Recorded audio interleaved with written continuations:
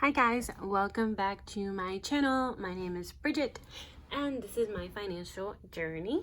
I am so excited to film this video. I feel like I always say that in every one of my videos, but I'm especially excited to film this video because this is my last video for the month of July, and I'm so over the month of July. I'm honestly so over the year in general. And I just want to close out this month and move forward. And I want to catch up on my videos because I have been backwards budgeting. I've been getting confused with what money is from which paycheck and what I can spend. And it's August 7th and we're a week into August. I created like a mock budget that I'm living with, but I just want to lay down my stickers and you guys, let's get started. Okay, so this is my Erin Condren Deluxe Monthly Planner. And let's go to the month of July. So I create my monthly budget on the first page right next to the title. Writing it down is the first step. July 2020. Okay. So let's get started. So in case you're new, I create a monthly budget at the beginning of every month. And then I use this as a guide once I create my paycheck budgets. And in my paycheck budgets, I go into a little bit more detail. I get more into the nitty gritty. And yeah, if you want to check out some of my paycheck videos or my cash envelope stuffing, feel free to check those out. Yeah, so let's get started. So starting with my income, I already filled my paycheck one out. So if I remember correctly, my paycheck did come out to $986.87, but I just went ahead and included my buffer. So I must have had like a $20 buffer in my checking account, and that is something that I want to get better with. I'm not comfortable only having like $5 to $20 in my checking account. That makes me really nervous. So that is, I always leave myself a buffer in my budget. However, whenever I create my paycheck budgets, I go down to a zero, which doesn't make sense. I need to leave a buffer in my paycheck budget as well. So mental note, do that. Okay, so my paycheck too ended up coming out to, let's actually peek just to make sure I'm correct. It came out to $1020.72.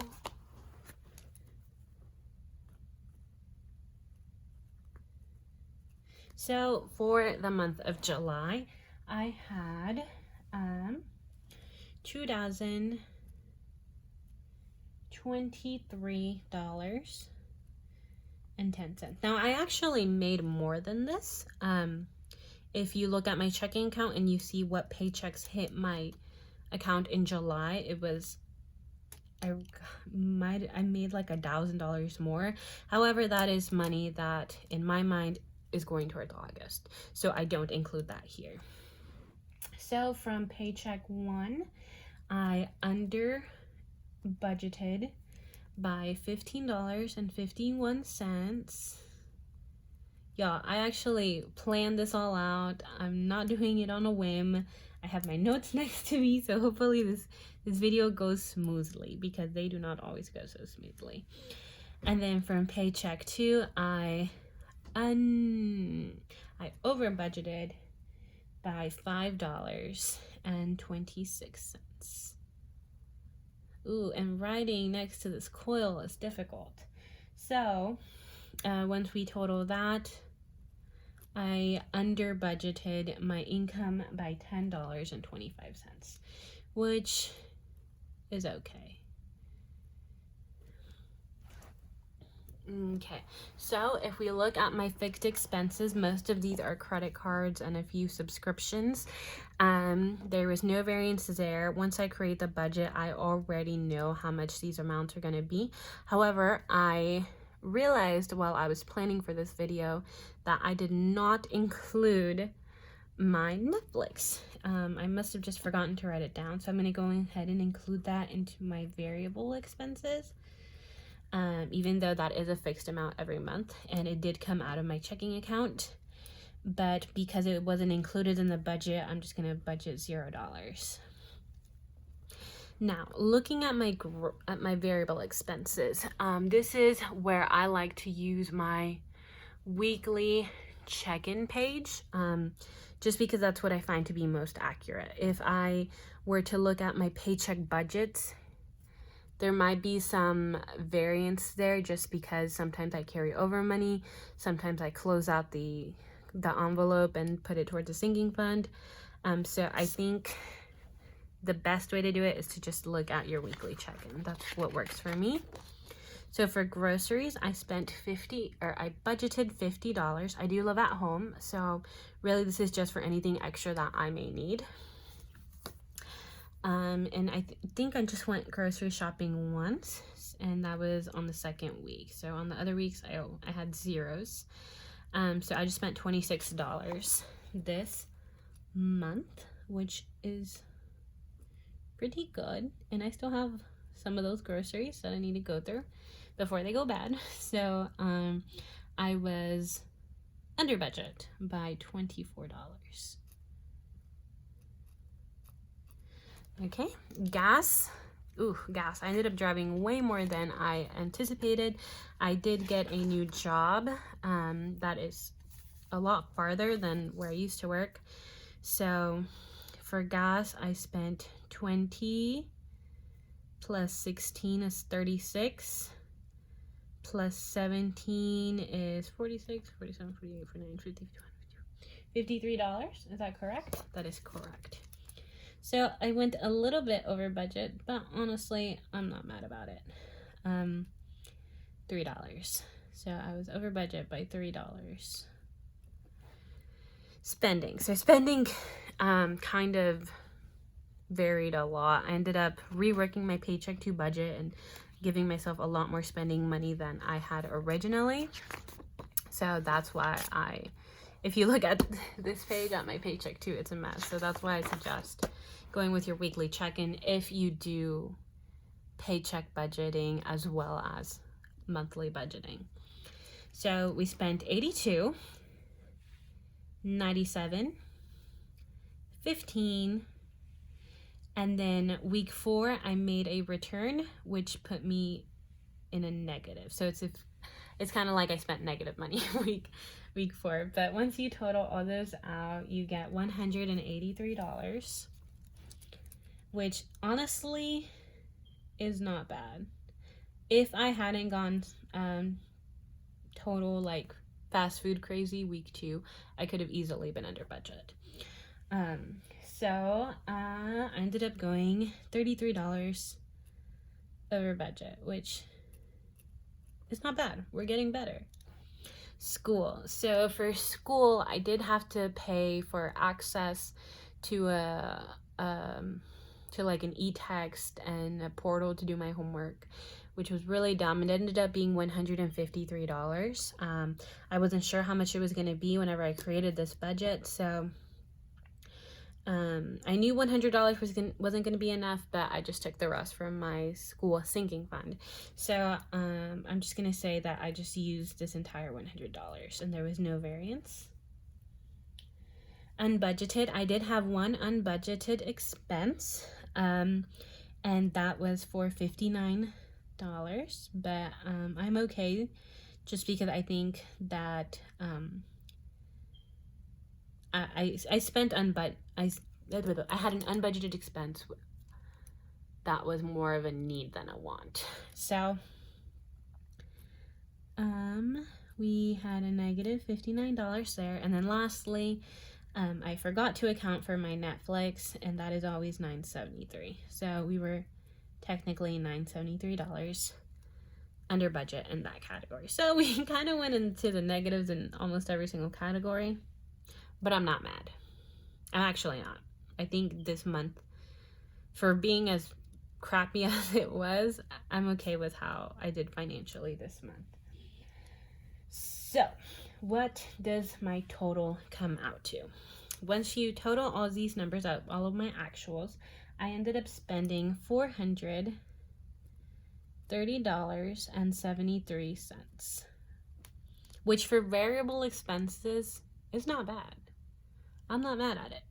I had originally budgeted $350, which is kind of on the lower end, but I thought it would be okay. And I kind of was, I kind of wasn't. So I'm definitely going to take this number into consideration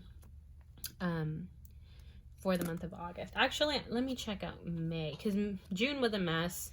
I did not track in June, but if you look at May, I ended up spending $527. And I didn't, I had a school, but I only spent $75. I spent the full $100. So if you look at my allowance and my unbudgeted, which would have come from my allowance, I spent $260. And this month I spent $183. So I'm not mad. Okay. I hope y'all can see it. I zoomed out and forgot to zoom back in. So once you add up the variances and subtract the difference there, I ended up being over budget in my variable expenses by $80.73. Nice. I'm not mad. Okay, and there we go. So let's go ahead and close out the month and see how we did. Okay, so for my income, we ended up working with $2,023.10, which meant we had an extra $10.25 to work with. My fixed expenses, they all cleared. I just, forgot to add my Netflix, but we have that over here, so that's okay. So there was no variance there. And that was $1,177.70. That was higher because I did have a $269 tuition payment. So there's no variance there. Variable expenses, we did spend a little bit more than I had originally planned. I'm sorry about my nails. I hope that doesn't bother you. It doesn't usually bother me, so I always forget that it bothers other people. Anyways, $430.73, which means we were over budget by $80.73. And sinking funds. So first, my sinking funds, I actually just go into my paycheck budgets. I already did this, so I'm not going to do it again. But I go into my paycheck budgets and I just add up what I actually put towards my sinking funds. So once I added all of those up, I realized that I ended up putting $417, which is more than I had originally planned.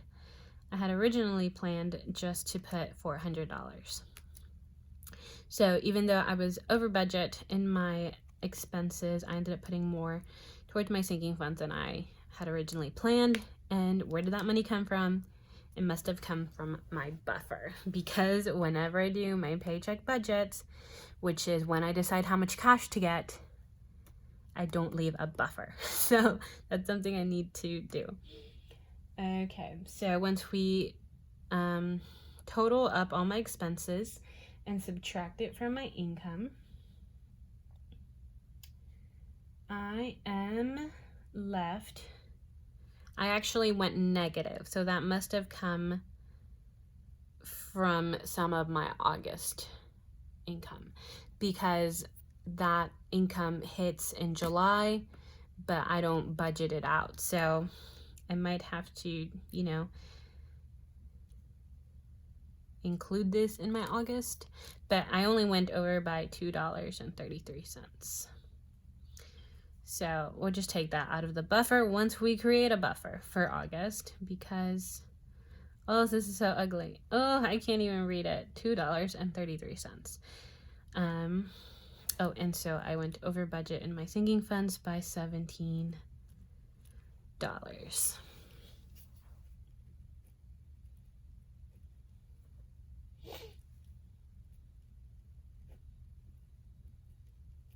Which means that this variance, I mean, the variances aren't the most important thing in my mind, but in case you care, I technically went over budget by $87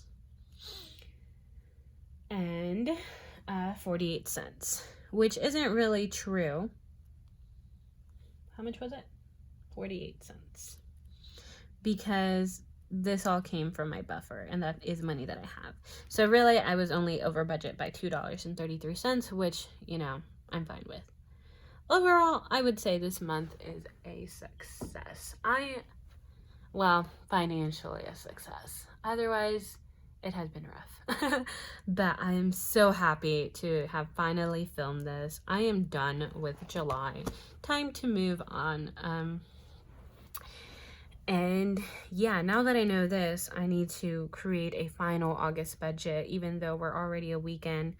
And I'll get that filmed whenever I get the chance. So, yeah. Wow.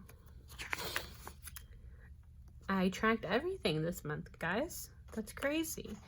And we only had one red sticker, so I'm okay with that. Yay, okay. And so, I guess I can talk about it in this video. Even though budget closeouts aren't technically the most popular, I'll probably talk about it again in another video. But moving forward, did I mention it in this video? I think I mentioned it in my cash envelope video. Basically, it looks like I'm not going to move out for a while. So, that is no longer my first priority. Saving for that is something I was really focused on. Moving forward, I want to get as much of my debt paid off and get rid of as many payments as I can until I move out, probably in spring of next year. That's what it's looking like it's going to be. So, my debt, that's something I have been avoiding putting on this channel. I had made videos about it a long time ago, but ever since I came back in May, I have not talked about it because, you know, it just hasn't been a priority, and it is going to be. So I know people really like those videos. I am going to create one for August, kind of as a like a debt confession. However, I want to pay off as much of my consumer debt as possible. So credit cards and my car loan, and even this Wells Fargo loan. I'm really tired of this Wells Fargo loan. Federal, because it's a private student loan. It has a really high interest. It has like a 10% interest rate, which is really high for the amount that I owe. So, federal student loans will be listed because I do have those as well. However, I will continue to take federal student loans if offered. And here's why. We're going off into a tangent. So I pay for my tuition up front. My parents don't pay for it. They helped me out at first, but since I'm older, I mean, I'm not old, but I'm not 18 anymore. I started covering it a while back, and my grad school, I will be covering all of that. So this Wells Fargo loan it's made up of two loans. One is 10%, the other one is 11%. Well, no, actually, right now, one of them is at 8% because interest rates are down. But, I'm getting confused. Federal loans are at 0% right now, and even once interest starts back up, the highest I can get is probably like 5%. So in my mind, it makes more sense to cover that tuition with a loan with 0 to a low interest, and then take the money that I would have used to pay that tuition, like this $269 or the $600 that I'm going to be owing in August, and throw that at a credit card or throw it at this loan in particular. And some people might not agree with that, but that's what I'm going to do. So I'll probably talk about that more once I do my debt confession. And yeah, that's it. That's all I have. Thank you guys so much for watching. Thanks for the support. I will see you guys next time. Bye, guys.